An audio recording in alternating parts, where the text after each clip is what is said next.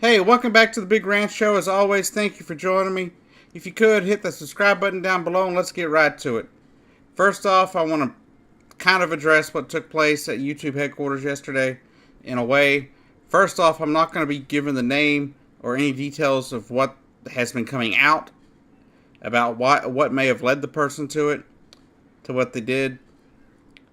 But I did want to say that my thoughts and prayers go out to those that were affected, those that were shot and injured. I believe 3 were shot. One was injured in the scuffle of everybody trying to run and get out and get away from the shooter. And one of the people that were shot was apparently in critical condition at one point yesterday afternoon.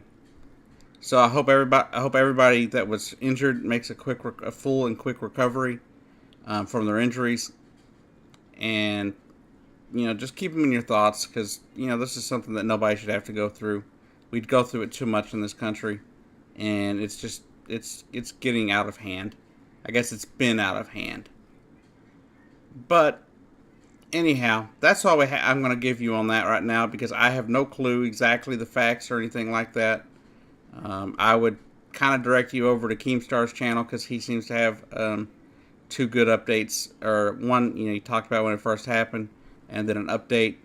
I have not watched the second update as of yet, but he may have more information than I can provide you here. But I may give you an update on Saturday or sometime during the week if more information comes out that seems pertinent. But anyhow, all I can say is keep those people in your thoughts and prayers as they recover, and that's really all I have to say about it for right now. But now I'm going to get on to the main point of this video, the main story for this video, and that is Roseanne episode 3. I watched Roseanne episodes 1 and 2 last week. I laughed the entire hour that I sat there watching the show, and it was no different for the 30 minutes that I got to watch Roseanne this week. Episode number 3 was rather amazing to me. It was kind of hilarious in a way. It kind of poked fun at them getting older. And Dan, I guess a spoiler alert here, Dan buys Roseanne a lift, basically, to go up and down their small little staircase there. At first she refuses to use it, and then she ends up using it because she's mad at her granddaughter. And so that was kind of funny, but I think the main point it seemed that they focused on was the lack of discipline of children.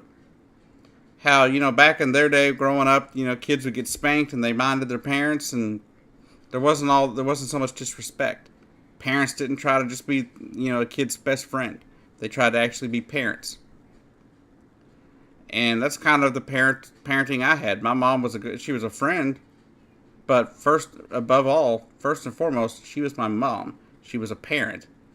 And pretty much what she said went with me, And of course, I did things I wasn't supposed to, and I would, sometimes I'd get spanking for it, sometimes I wouldn't, just depending on what it was. But in the episode, Roseanne is basically faced with a granddaughter who is, she's obviously miserable in the house, but a granddaughter that completely disrespects her and her mother. Her mother happens to be the character, is the daughter of Darlene on the show. Of course, Darlene played by Sarah Gilbert. And then it comes down to the fact that they find out that the girl has been stealing clothes, or selling clothes anyways, that were stolen on an Etsy store, because she's trying to find a way to move back to Chicago to be with her old friends and get out of the hick town of Lanford. But it all comes to a head when she's been hogging the laundry, the washer and dryer all day. And at one point, she throws Roseanne's clean laundry on top of a dirtier part of the dish, on the washing machine where it was kind of dirty. And Roseanne kind of loses it. And the girl starts acting like she's all entitled to this or that and everything. And Roseanne kind of just lets her have it. At some point, she ends up with the girl's head under the water faucet. spraying the water hose all over. It was rather hilarious to watch. Um, and I don't suggest you do that with your kids, but I think it's a comic scene. I think it was rather hilarious. And then, of course, to end the show, not giving you all the spoilers here, but the end of the show was just hilarious. You come back for that, the last 1 minute or 30 seconds of of viewing, I guess you could say. And I'll leave that to you. I'm not going to give that part away if you haven't watched it, but it would have made me run as well.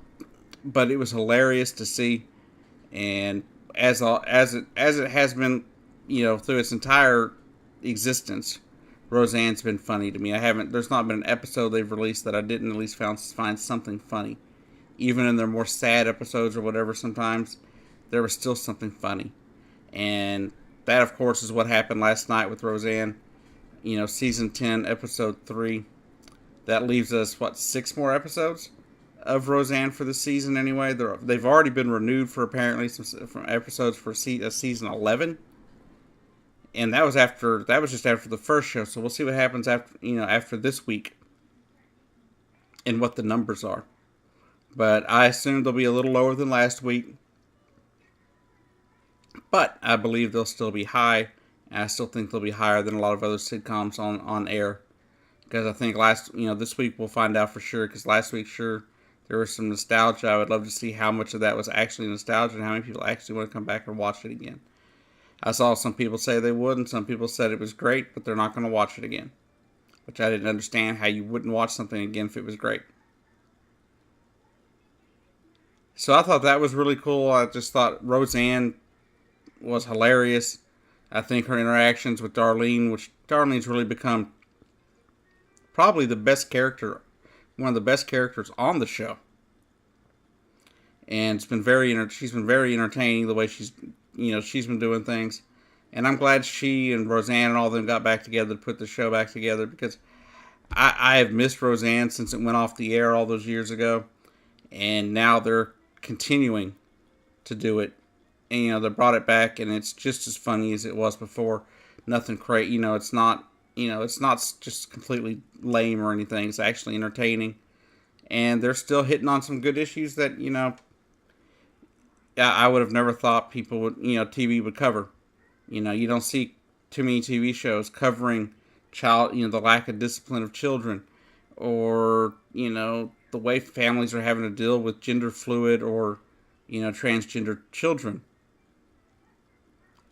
So I think it's really cool what they're doing over there at Roseanne. And I hope ABC doesn't cave to any of this, politically correct BS to pull them off the air. Because there's a lot of people out there that don't like the fact that Roseanne is back. They don't like the fact that she's a Trump supporter. They don't like the fact that she's not like them. And that's not how I pick my TV. I don't pick my TV based on the person's politics. And last but not least, I'm going to leave you with a bit of really entertaining news. I guess you could call it a feel-good story. There was a student named Michael Brown, and he lives in Texas.